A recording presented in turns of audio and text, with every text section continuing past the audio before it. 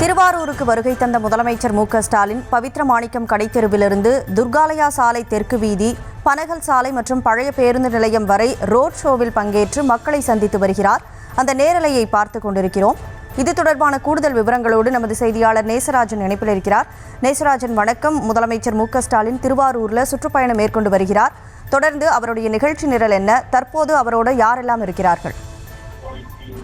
கனிமொழி, தமிழக முதல்வர் மு.க.ஸ்டாலின் பல்வேறு நிகழ்ச்சிகள் கலந்து கொள்வதற்காக திருவாரூருக்கு இன்று மதியம் வருகை தந்துள்ளார். இந்த நிலையில் திருவாரூர் அருகே உள்ள காட்டூரில் அமைக்கப்பட்டுள்ள கலைஞர் கோட்டத்தில் ஓய்வு எடுத்த பின்பு ரோட் ஷோவில் கலந்து கொள்ள உள்ள நிலையில் காட்டூர் தயாள் அம்மாள் அறக்கட்டளை சார்பில் 12 கோடியில் 7000 சதுரடி பரப்பளவில் கட்டப்பட்டுள்ள கலைஞர் கோட்டத்தை பார்வையிட்டார். இந்த கலைஞர் கோட்டத்தில் முன்னாள் முதல்வர் கருணாநிதியின் திருவுருவ சிலை, அவரது பொது வாழ்க்கை சித்தரிக்கும் வகையில் அருங்காட்சியகம், நூலகம் 2, திருமண மண்டபங்கள் 2, தியேட்டர்கள் ஆகிய உள்ளது. இதனை தற்போது தமிழக முதல்வர் மு.க.ஸ்டாலின் அவர்கள் பார்வையிட்டு வந்தார்.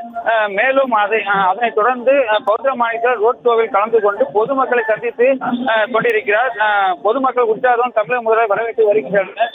மேலும் துர்காலயா ரோடு, கீழ வீதி, பனகல் சாலை, பழைய பேருந்து நிலையம் வழியாக